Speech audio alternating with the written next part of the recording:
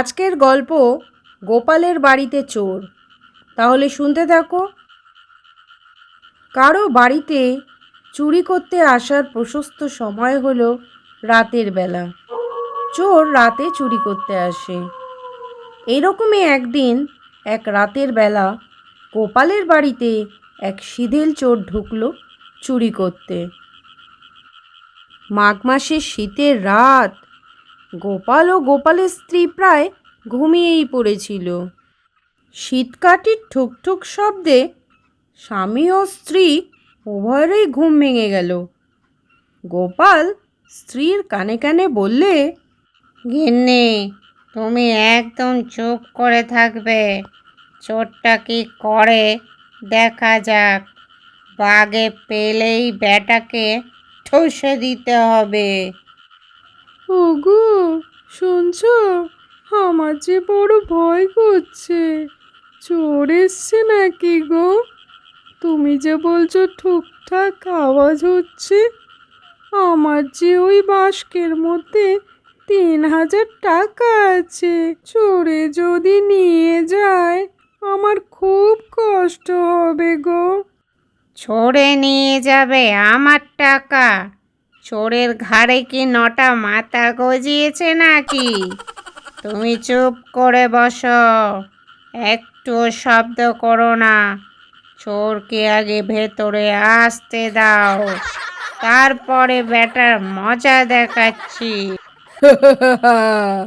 অনেক কষ্টে শীত কেটে ঢুকেছি, এত ঠান্ডায় ঘেমেও গেছি। শুনলাম এই মাত্র ৩,০০০ টাকা আছে। কোথায় আছে তাড়াতাড়ি দাও। আচ্ছা, কানে তো শুনেছ ঠিকই ৩,০০০ টাকা আছে। কোথায় আছে নিশ্চয়ই সেটাও শুনেছ। যাও, সেইখান থেকে নিয়ে নাও। কেউ একদম চালাকি করবে না, তাহলে সবাইকে জানে মেরে দেব। না গো চোর ভায়া, আমাদেরকে জানে মেরো না। তোমার যা যা দরকার সব নিয়ে যাও। ঘরের ভেতর গোপাল, গোপালের স্ত্রী ও সিধেল চোর। ঠিক এমনই সময় দরজায় বীভৎস শব্দ। ঘরের ভেতর সবাই বুঝতে পারে যে ডাকাত পড়েছে। ঠিক সেই মুহূর্তে চোর কাঁদতে শুরু করে, বাবু আমাকে বাঁচান বাবু, ডাকাতে আমায় পেলে পুঁতে রেখে দেবে, আমাকে বাঁচান বাবু।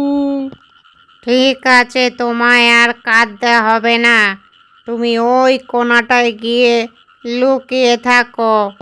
যতক্ষণ না বলবো ততক্ষণ বেরোবে না। সিধেল চোর ঘরের কোণায় লুকিয়ে পড়তেই গোপাল তার স্ত্রীকে কানে কানে বললে, শোনো গিন্নি, আমি সমস্ত গহনাগাটি আর টাকা পয়সা নিয়ে পেছনের দরজা দিয়ে বেরিয়ে পড়ছি। গ্রামের লোকদের ডেকে নিয়ে আসি। তুমি ততক্ষণ এদিকটা বুদ্ধি করে একটু সালটে নাও, কেমন? সাবধানে থেকো। গোপাল টাকা পয়সা গয়নাগাটি নিয়ে পেছনের দরজা দিয়ে গ্রামের উদ্দেশ্যে দৌড়লো লোকজন ডাকতে। ঠিক তার কিছুক্ষণ বাদেই দরজা ভেঙে ডাকাতের দল ঘরের ভেতর ঢুকে পড়ল। ডাকাতের দল গোপালের স্ত্রীকে ঘেরাও করে বললে, ওই বুড়ি, ঘরে কোথায় কি আছে বল, চাবিকাঠি কোথায় বল এক্ষুনি, নইলে তোকে কুপিয়ে শেষ করে দেবো। এ কি বলছো ডাকাত ভাই, আমাকে মেরো না, আমাকে ছেড়ে দাও, আমি কিচ্ছু জানি না, সব আমার কর্তা জানে, কর্তার কাছেই তো চাবি থাকে। কোথায় তোর কর্তা, বল শিগগিরি, কোথায় তোর কর্তা? গোপালের স্ত্রী তখন বুদ্ধি করে চোরটাকে দেখিয়ে দিল। আচ্ছা, তুই হলি কর্তা, এক্ষুনি বল কোথায় কি আছে, চাবি কোথায় বল, নইলে তোকে পিটিয়েই মেরে ফেলবো।